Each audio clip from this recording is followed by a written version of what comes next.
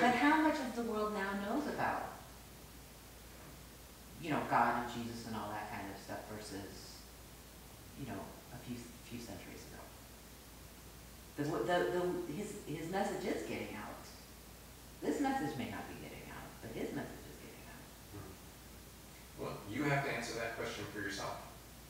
Do you think that those who practice individual religion are truly organized? Matthew 24:45 through? No, but organized isn't... No. Food at the proper time. How do you get that? How do you accomplish it? You should by prayer and study.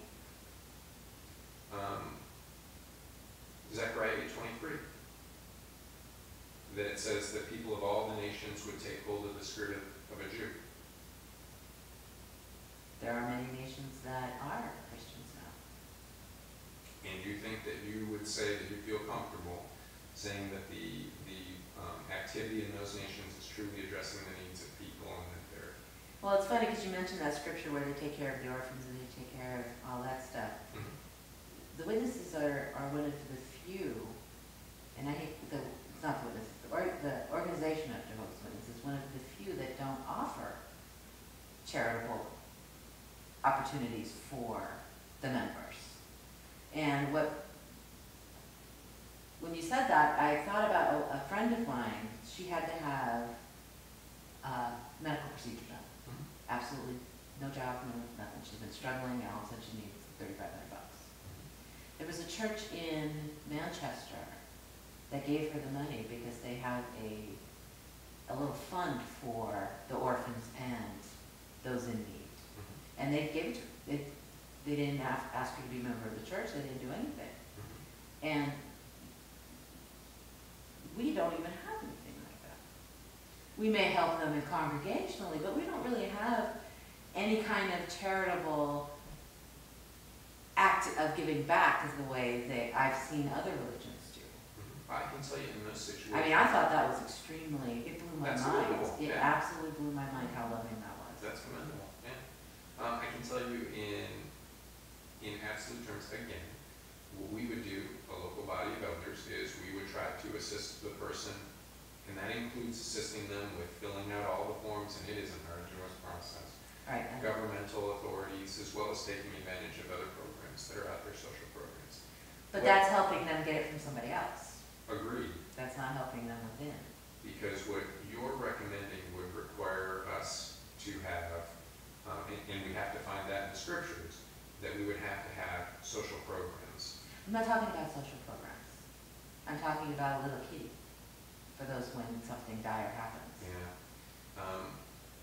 So who manages the little kitty? The congregation overseer. The one who manages the congregational monies for the bills and stuff like that. And how do you, according to the scriptures, how do you assess being able to distribute monies and who qualifies? You could have a committee just the way you do with the judicial committee. The scriptures show that the person should be a part. But you, as leaders, can see when somebody's in need. Agreed. They wouldn't even need to come to you. You can see. And that's exactly. So her husband died. All that's this exactly stuff. How it's done. But that's, you know. That's exactly how it's done. That's how the kitty would work. That's how it's done. Yeah. Yeah. There's someone in the hall. The girls will come around. There's someone in the hall that could use some help. They're having financial trouble. Yeah, I know. I've seen it happen. And they have an envelope. That's exactly how it's done. And no one knows, and you put in $10, $5, $100, whatever. When did they start that? Because they never did that when I was. There's no official program. The No. elders are responsible to take the lead in the congregation to assist those in need. Absolutely. We've had it 2 or 3 times. Because I know we had people in need when I was growing up, but it was we'd take food. Mm-hmm. Yeah. Yeah. You know, that doesn't really pay the bills. Yeah.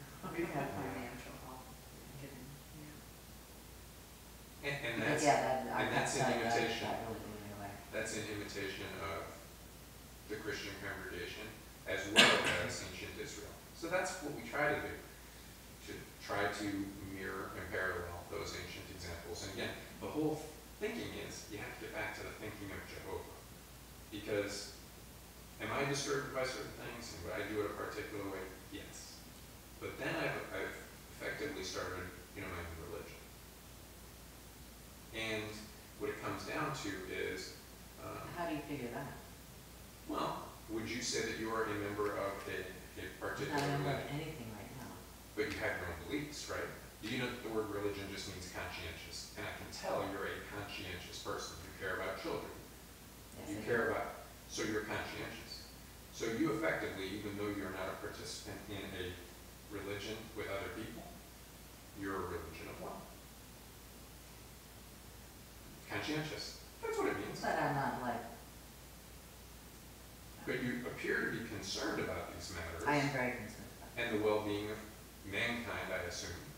Yes, And but I can't solutions. worry about everybody, so children are my focal point, and I do the worry UN about bothers me. The UN is, even though it doesn't have to do with children, it bothers me, but that led me to the children. Sure. So, And if somebody's genuinely interested in the well-being of children, I can tell you I agree with them wholeheartedly. Period.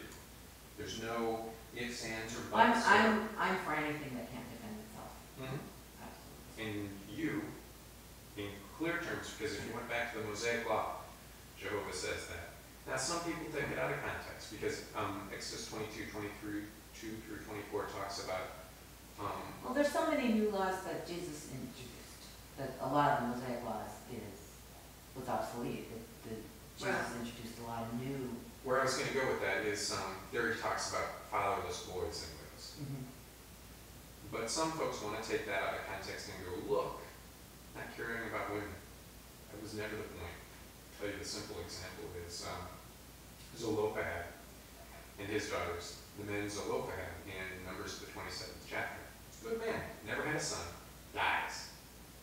So if we thought that God was rigid and sexist, all of his family's inheritance would be lost.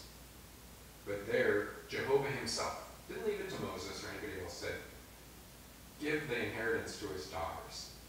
So the whole point throughout the Bible is that Jehovah tries to organize us so that we can apply ourselves to true worship, religion, being conscientious, not just having our own conscience on matters, but a Bible-trained Christian conscience, like, was it 1 Corinthians 2, 14 through 16 that we read. We always have to have the mind of Jehovah and the mind of Jesus if we're going to do things correctly. Now, does that mean that we're not going to make mistakes? No. Does that mean that others might not make mistakes? No. But Psalm 119, 165, favorite line, you're not going to trip me up. No one else is going to trip me up. I'm like that sister in Malawi. And if you have a better solution, that's one thing, you know. But if it's simply to say that Jehovah's Witnesses aren't perfect, I agree. They're going to disappoint me time and time again. But I don't care about that, because ultimately it's my relationship with Jehovah that matters. I know, according to the scriptures, that we should have food at the proper time. Now, you can argue that that comes through the internet and numerous people with all kinds of different perspectives. That's possible. Jesus himself said that, you know, this good I news just would be agree preached. that we should be allowed to discuss it and We are. argue it and contradict it and, have opposing opinions, and that's how we seek truth.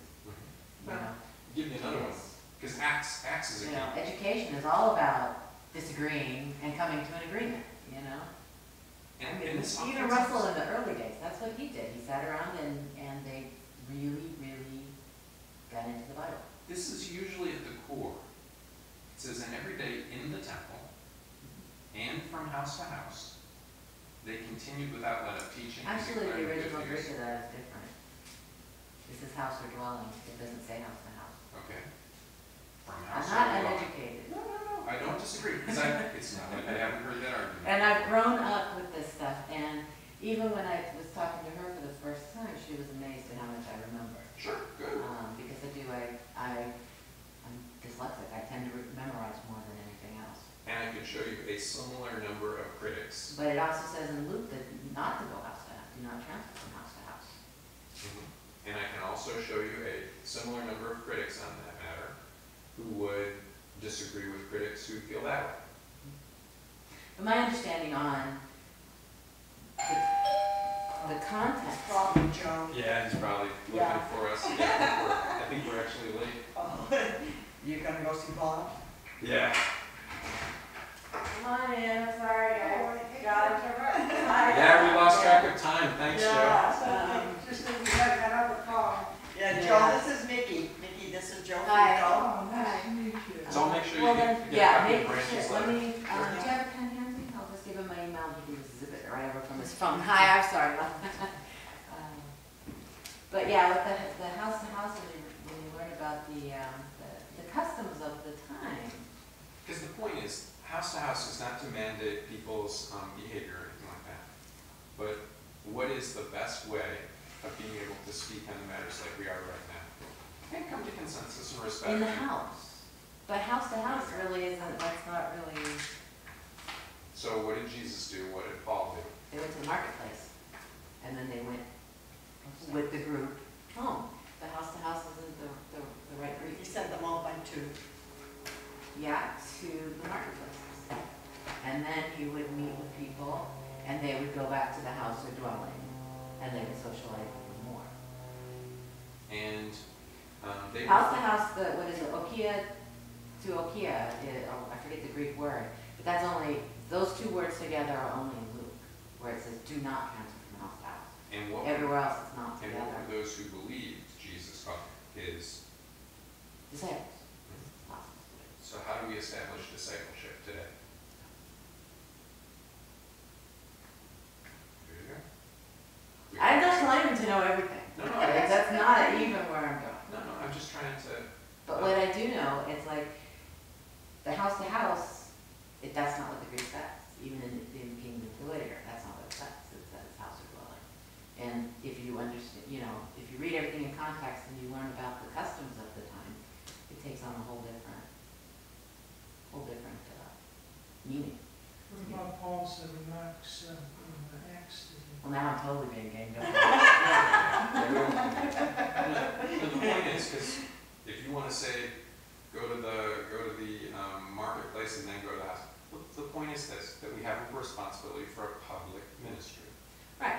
But like I said, I find informal witnessing much more productive than the house to house. I mean, how many night homes do you really get? How many Most of the people are at home. baptisms do you really get from that? Usually, I find informal witnessing much more.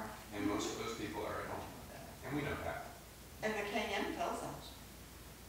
Incidental, not incidental, but Uh-huh. witness. Informal witnessing. Informal. Yeah. We used to call it forever. Yeah. Sorry to keep you guys. But you know, when it comes to reaching the masses in general, many times our distributions, we just leave invitations at the doors and we will reach. You could use the internet, you could use TV, Yeah, we you do. could use radio, you Yeah. could use. Broadcast ministry podcast. And this wraps it up. The rest is just pleasantries and goodbyes and nice to meet yous and inviting me to the meeting. And so, anxious to hear your feedback. Talk to you soon.